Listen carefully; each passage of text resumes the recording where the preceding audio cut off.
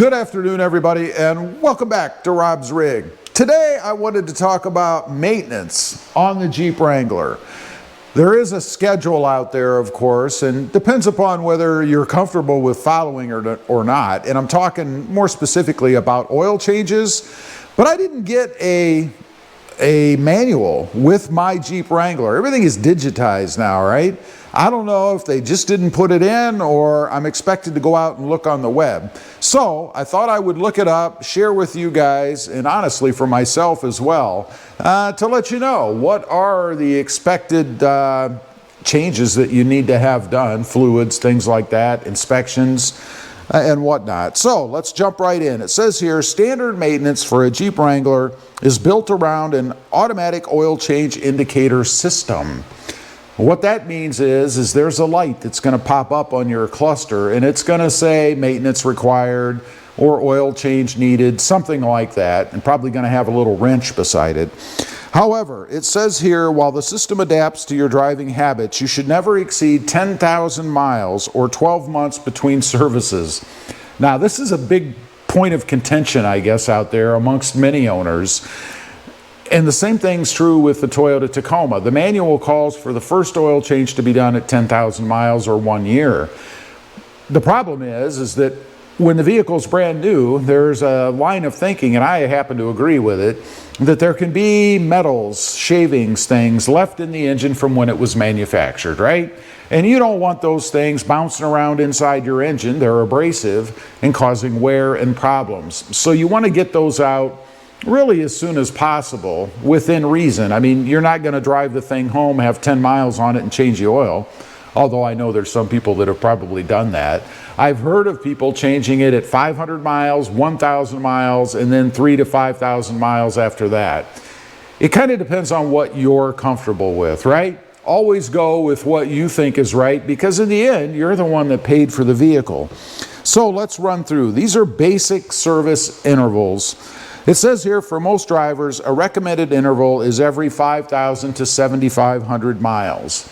Not a bad rule of thumb, I think. For me, after I do the first change, which I think is probably going to be somewhere between 1,500 and 3,000 miles, I'll be doing it every 5,000 miles. Every oil change, what should you do? Replace the oil filter.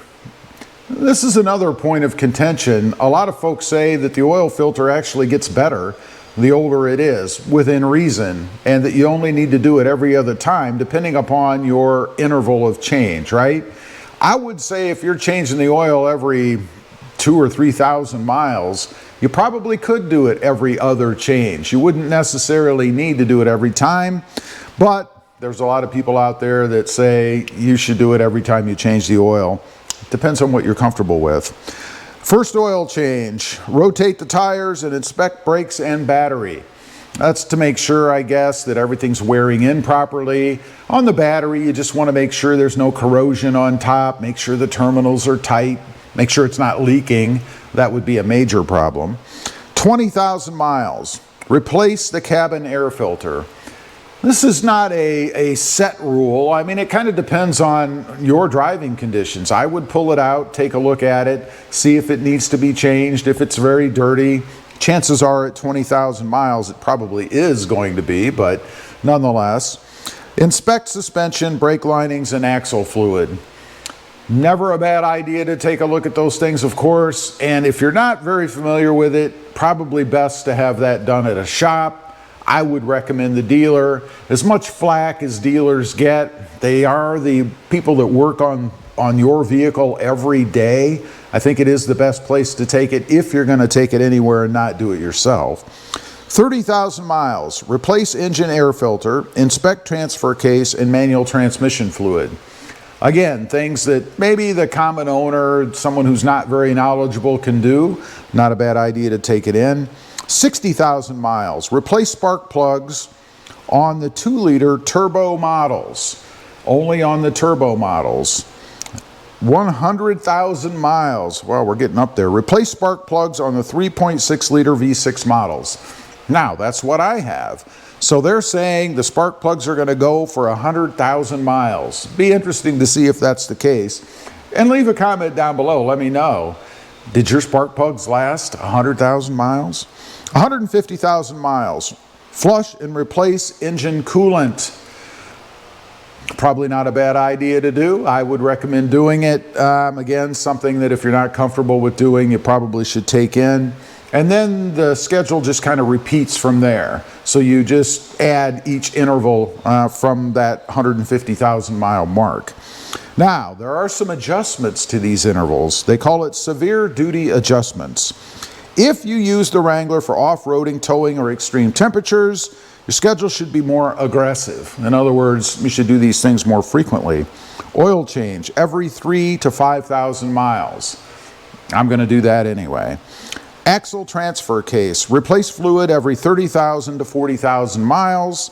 Air filters, inspect and replace more frequently if driving in dusty or sandy conditions. Well, that just makes sense, right? If there's a lot of dust or sand or whatever floating around in the air, it's going to get trapped more frequently or in greater volumes in those filters. Now, tire rotation. This is something that I don't know if a lot of people consider, but you should. Since Wranglers come with a full-size matching spare, it is highly recommended to perform 5 tire rotation every 5,000 to 10,000 miles. This ensures all 5 tires wear evenly and prevents putting stress on your 4x4 system if you ever need to use the spare, because the spare is going to be more aggressive, right? If you put that on one of the wheels, you pop it into 4-wheel drive, it's going to want to grab more, right?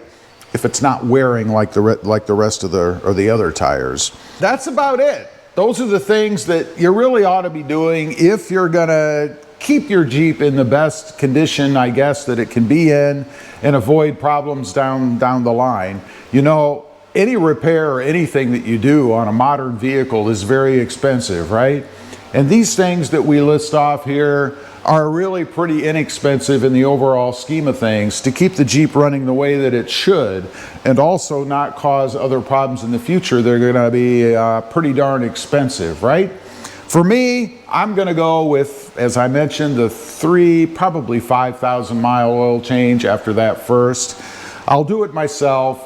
I too have a little fear of taking my vehicles into dealers, not necessarily because I'm afraid of the work they're going to do, although that's in the back of my mind a little after some of the horror stories I see, but more so how the vehicle's going to be treated while it's sitting there. I took a new Honda once to a dealership to have something looked at, and the guy that drives it into the shop from the lot hit the overhead door as it was coming down, probably going up, and damaged the front end of my car. It was like I think a $4,000 repair for their body shop. But nonetheless, the car, I think it was a month old, maybe 2, and I already had to have body work done on it because of something the dealership did. Leave a comment, let me know. Do you do these things yourself? Do you follow that kind of a schedule? Or do you take your car in and let the dealership do it? I'd be curious to know. Thanks for watching. Stay safe out there. Bye.